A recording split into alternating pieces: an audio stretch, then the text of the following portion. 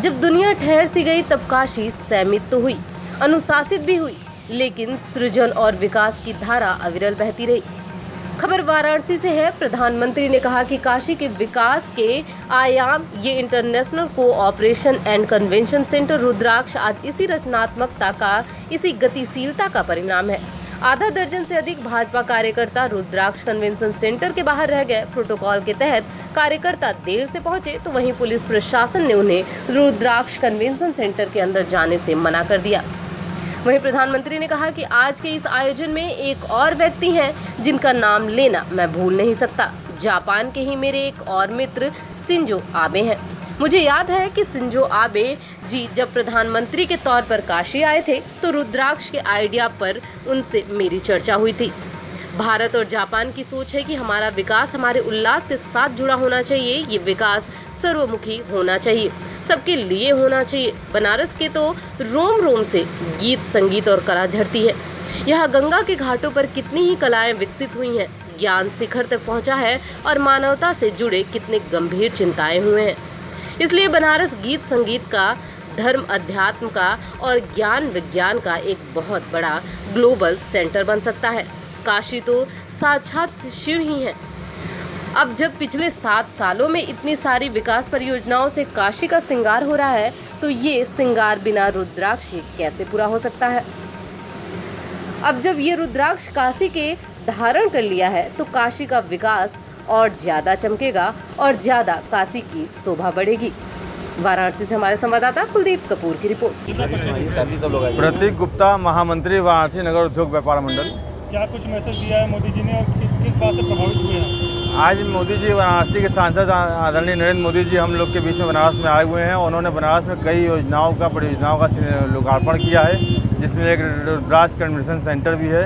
उन्होंने आगे भी बताया कि काफ़ी जो है आगे नई योजनाएं आ रही हैं और काशी में जो तेज गति से इनके सांसद होने के बाद जो विकास कार्य चल रहा है वो काशी समेत पूरा पूर्वांचल और बिहार तक वो पूरा उससे लाभान्वित हो रहा है और हम लोग काफ़ी गौरवान्वित महसूस कर रहे हैं उनके यहाँ आने से, इस योजनाओं के लाभ मिलने से। अपना परिचय देते हैं। सुधीर कुमार सिंह।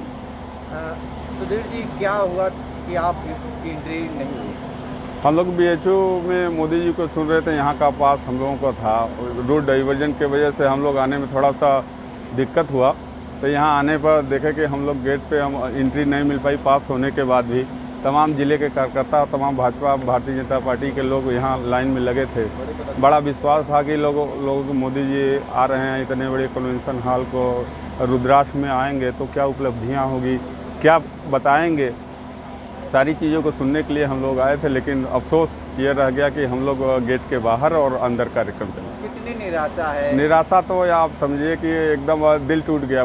कल से हम लोग तैयारी में थे कि आके यहाँ आएंगे और मोदी जी को सुनेंगे। और ये पास भी हम लोग रखे थे बड़ा उम्मीद से कि हम लोगों को मिला और मोदी जी को एकदम नज़दीक से देखने का, सुनने का और जो उनके जो कार्यकर्ताओं भाषण और उत्साह के वजह से जोश पैदा करते हैं, उनकी भाषा को, सरलता को हम लोग देखते बहुत निराशा है। क्या खास बात रहा? आज वाराणसी के लिए बहुत ही गौरव का, हर्ष का, उल्लास का, आह्लाद का विषय है, क्योंकि लगभग 1600 करोड़ की परियोजनाओं का उद्घाटन माननीय प्रधानमंत्री जी और काशी के यशस्वी सांसद श्री नरेंद्र मोदी जी के द्वारा हुआ है। भारत और जापान के जो प्राचीन संबंध थे वह अर्वाचीन एक नए कलेवर में वाराणसी की जो प्राचीनता है उसको नष्ट किए बिना आधुनिकता के कलेवर से सुसज्जित करने का जो संकल्प था मोदी जी का, वह आज पूरा हुआ है। क्योंकि उन्होंने कहा था कि बनारस की प्राचीनता को नष्ट भी नहीं करना है और इसको आधुनिकता का रंग भी देना है। तो वही रंग रूप आज दिखाई पड़ा है जब उन्होंने पुराण का उल्लेख किया और कहा कि जब भगवान शंकर ने कहा कि काशी पूरा मेरा शरीर है, तो इस काशी का पूरा श्रृंगार जो हो रहा है, चतुर्दिक जो विकास की धारा बह रही है, उसमें रुद्राक्ष जब हुआ है तब जा कर के पूर्ण रूप से काशी सुसज्जित और श्रृंगारित हुई है। तो आज यह बनारस के लोगों के लिए एक बहुत बड़ा उपहार मिला है और बहुत गौरवशाली आज का दिन है जब जापान के भी राजदूत जहां उपस्थित थे और जापान के प्रधानमंत्री का उद्बोधन भी उसमें हुआ है वीडियो के माध्यम से। तो यह हम सब के लिए बहुत ही हर्ष का और गौरव का विषय है। अपना नाम और परिचय। जी, मैं मनोज कुमार दुबे, मैं उपाध्यक्ष हूँ वाराणसी नगर उद्योग व्यापार मंडल का। क्या अलग था आज मोदी जी के भाषण? आज के कार्यक्रम में जो मैं 7 सालों से हम लोग लगातार मोदी जी को देखते चले आ रहे हैं, तो जब बनारस में हो तो भी, बनारस के बाहर भी जब अपनी सभाओं को संबोधित करते हैं तो भारत माता की जय वंदे मातरम के साथ, उद्घोष के साथ शुरुआत भी होता है और संपन्न भी होता है। आज के इस कार्यक्रम में जब उन्होंने बताया कि शिव पुराण के अनुसार जो काशी है वो संपूर्ण रूप से शिव का ही स्वरूप मानी जाती है और आज रुद्राक्ष से के बिना शिव के श्रृंगार की कल्पना भी नहीं कर सकते, तो इस रुद्राक्ष को शिव के श्रृंगार के तौर पर उन्होंने लोकार्पित किया।